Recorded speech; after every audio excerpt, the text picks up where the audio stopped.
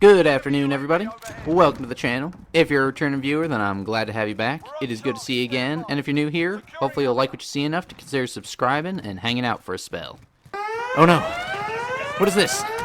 Another piece of shit gun for that neutrality-loving country of Switzerland? It is! Oh god, I'm not sure I can handle another one of these. But for all of you, I must. That's right, folks. Today we're covering the ISO submachine gun. This weapon has the same exact damage profile as the Fennec, so expect at least 4 shots to kill to the chest, and while the ISO fires very quickly, at 900 rounds per minute, it still isn't as fast as the Fennec, meaning that it's already worse than that not-so-great weapon right off the bat. Combine this with a pitiful 20-round magazine, don't at me because I love the Scar, that weapon is actually good, and the ISO is a fast-firing, low-ammo, weak SMG. Can be made into something respectable, though. Looks like we're gonna find out. Before we do, however, let me know what you guys like to see next from me. I can continue with the gun workshops as a staple of this channel, but I was also thinking of trying my hand at more Ark Survival Evolved or Sea of Thieves videos again. Mostly informative walkthroughs is what I'm thinking. Are there any other games you would like to see from me? Comment your suggestions down below and we'll find out. Now let's get going with this weapon.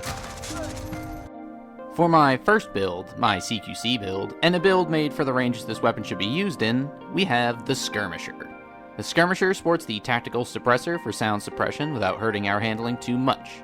Next I use the FTAC 225mm Dominator barrel for increased ranges and bullet velocity to stretch out the admittedly average range this weapon has. Next I use sleight of hand, not because it's necessary like it was for the Fennec, but rather because the reload time drops down to under 1 second, which is amazing.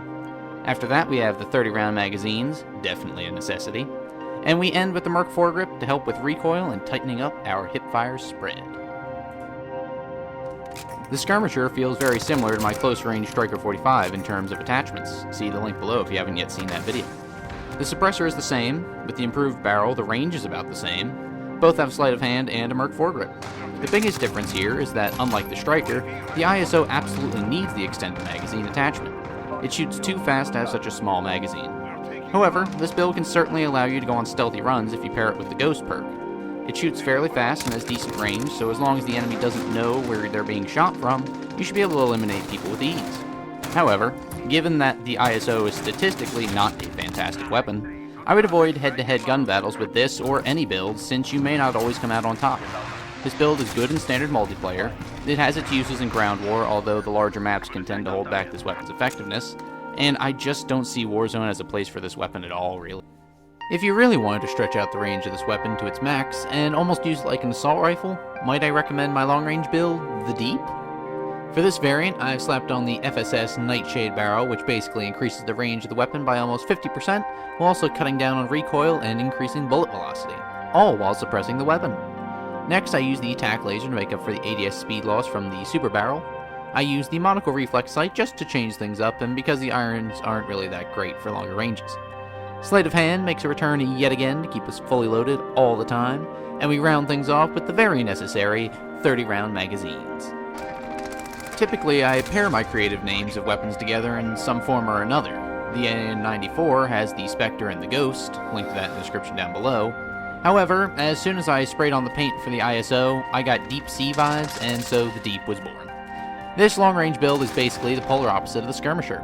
Its extended suppressed barrel really boosts the effective range of this weapon, letting it rival even the Striker 45 while also cutting down on recoil. The reflex sight is necessary in my opinion, since the iron sights seem too boxy to be useful at longer ranges.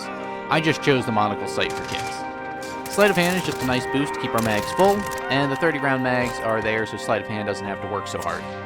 The tac laser is really just tasked with making up for the lost ADS speed. The Deep will have you challenging enemies at further ranges than you have suspected with an SMG. It still isn't any substitute for a true assault rifle, but if you're going for SMG challenges or something, this isn't a bad build for medium ranges. It works well in standard multiplayer, the Deep definitely has more of a place in ground war than the Skirmisher does, and even with all the extended barrels, magazines, and sound suppression, I still don't feel this weapon is good for Warzone at all. Phew! We made it, folks.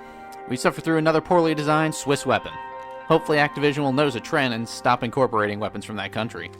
Maybe they have some sort of deal with them to keep their Swiss bank account extra safe. Who knows? Those are conspiracies for another day. If you couldn't tell by my overall tone, I'm not a fan of this gun. It shoots fast, sure, and I guess it has standard damage profile for an SMG, But that magazine capacity and the semi-average range values don't make this weapon very effective on many battlefields. Even in its niche, the very close quarters game, it'll still most likely be beat out by other better SMGs, shotties, or even melee weapons. The skirmisher attempts to give the weapon a stealthy profile to avoid up-front fights whenever possible. The deep attempts to put a good amount of distance between you and your target so that maybe you'll always get the jump on them. Either way, I don't see this as a frontline soldier's weapon. It's far more of a specialty weapon, just one without a really defined strength. Enough for me though, what do you guys think of the ISO? Good? Bad? Somewhere in between? Let me know down in the comments below. And with that, I thank you very much for making it to the end of the video. If you liked what you saw and heard, feel free to like, share, subscribe, all that happy crap. Really, any interaction at all helps YouTube notice my channel and try to promote it. I appreciate your time, really hope you enjoyed yourself. I hope you're having a good day, and I hope your week is awesome as well. This has been Doodleman149. I look forward to seeing you next time, and I will see you later.